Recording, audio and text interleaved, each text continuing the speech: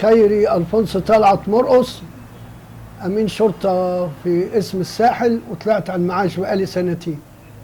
وفي الميدان هنا في دوران بقالي 36 سنة. فكان كل مهمتنا الأول في الميدان إن إحنا بننظم حركة المرور. فلما جه المترو الأنفاق اتعمل، الشارع شبرا بقى اتجاه واحد وشال الطرماي، فكان في من الصعوبة إن الناس بتطلع من المترو لازم تعدي التقاطع بتاع الشارع.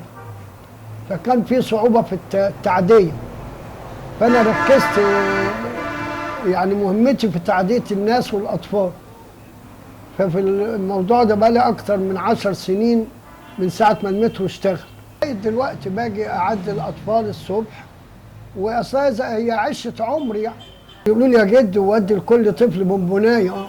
أنا جد أمال يعني أنا صغير. ما يقولوا لك يا جد شعورك بيبقى إيه؟ بفرح إن أنا وصلت للسن ده وما زلت أقدم للبلد.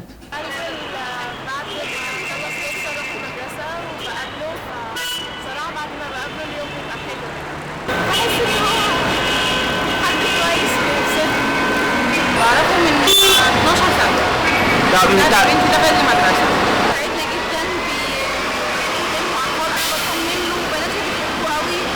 كل يوم لازم يدي بونبونيه للبنت. لما يقولوا لك يا جد شعورك بيبقى ايه؟ بفرح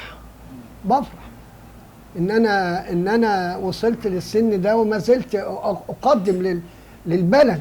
قول لي، تعرف ناس كنت بتعديها وهي صغيره وهي اطفال ودلوقتي دلوقتي اتجوزوا وخلفوا، ويجيبوا اولاده ويقولوا لهم جدو كان بيعدينا وانا قدكم. عمر تاني. انا بقالي 36 سنه في الميدان والحمد لله يعني. نموذج رجل الشرطه يعني شرطه واقف لخدمه المواطن، زي الشعار بتاعنا الشرطه في خدمه الشعب.